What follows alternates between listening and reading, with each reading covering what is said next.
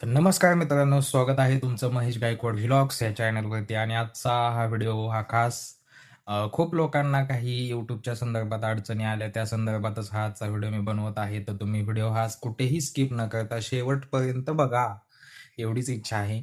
आणि सगळ्यात महत्त्वाचं सांगायचं झालं, तर खूप लोकांचं असं म्हणणं होतं, की दादा रियूज कंटेंट नेमका आहे काय? आणि रियूज कंटेंट हे का येतं? खूप लोकांना प्रॉब्लेम आले. ज्यावेळेस मोनेटाईज पॉलिसी आपण अप्लाय करतो, त्यावेळेस खूप लोकांना अशी अडचण आली, की रियूज कंटेंटची. तर रियूज कंटेंट नेमकं आहे काय?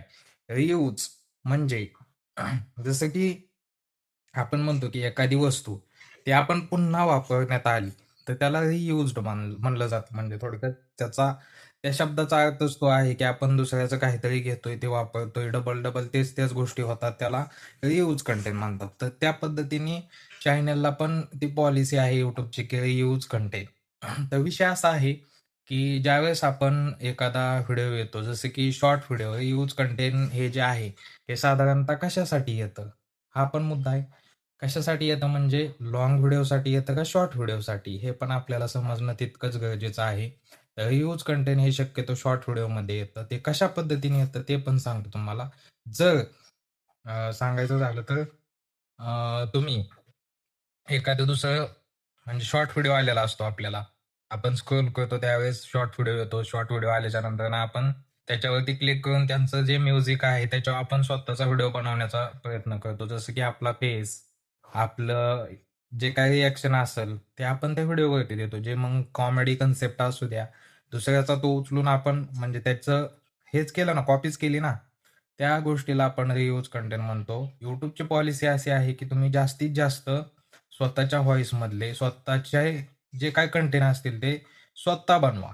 त्याच्यामुळे हे रियूज कंटेंट हे तुम्हाला येतं. तर थोडक्यातच सांगतोय मी आणि सगळ्यात महत्त्वाचं तुम्हाला एवढीच विनंती, तुम्ही जोपर्यंत तुमचं चॅनल मोनेटाईज नाही तोपर्यंत दुसऱ्याच्या व्हिडिओवरती व्हिडिओ बनवू नका. शॉर्ट व्हिडिओची आपल्याला सवय असते, की दुसऱ्याचा व्हिडिओ आला, तो खूप व्हायरल गेला, मग त्याच्यावर क्लिक करायचं आणि आपण स्वतःचा व्हिडिओ बनवतो. तर सांगण्याचा उद्देश एवढाच आहे, की दुसऱ्याच्या व्हिडिओवरती व्हिडिओ बनवू नका. ज्यावेळेस आपला चॅनल मोनेटाईज होईल तिथून पुढं तुम्ही बनवू शकता. त्याबद्दल काय म्हणजे म्हणजे हे नाही, दुईमत नाही. तर मित्रांनो, रियूज कंटेंटच्या बाबतीत आपण बोललोच, पण सगळ्यात महत्त्वाचं सांगायचं झालं तर रियूज कंटेंट हा शॉर्ट व्हिडिओमध्ये जास्तीत जास्त येतो, बघायला भेटतो. खूप जणांना हा प्रॉब्लेम जेन्युइन आता येत आहे, जे की मोनेटाईज पॉलिसी आपण अप्लाय करतो त्यावेळेस खूप जणांना येतो. आता त्यात पण काही लोकांचं असं म्हणणं आहे, काही ताईंचं, की दादा आपण तसं म्हणतो तर खूप जणांच्या चॅनलला खूप सॉन्ग असे कॉपी पेस्ट केलेले आहेत. तर त्यांचे YouTube चॅनल कसे काय मोनेटाईज झालेत? तर सांगण्याचा उद्देश एवढाच आहे, YouTube हा नेम आणि अटी ज्यांचा फेस आहे चॅनलला, त्याच चॅनलला लावतोय. जेणेकरून त्याला असं वाटतं, की हा जो व्हिडिओ बनवतोय, क्रिएटर आहे, हा कितपर्यंत आपल्या चॅनलसाठी मेहनत घेऊ शकतो, हे बघण्याचा उद्देश त्या पाठीमागचा असावा, असं माझं मत आहे. पण ती पॉलिसी कशा पद्धतीने YouTubeने काढलेली आहे, का काढली आहे, हे अजूनपर्यंत समजलेलं नाही.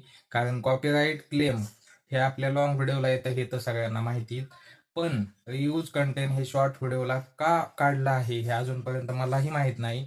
परंतु आपण घ्यायची दक्षता ही एवढीच आहे, की दुसऱ्याच्या शॉर्ट व्हिडिओवरती आपण स्वतःची शॉर्ट व्हिडिओ बनवू नका आणि एकदा रियूज कंटेंट आल्याच्या नंतरनं लागोपाठ 3 वेळा येतं. 3 वेळा यूज कंटेंट आल्याच्या नंतर तिथून पुढे आपलं चॅनल मोनेटाईज होतो.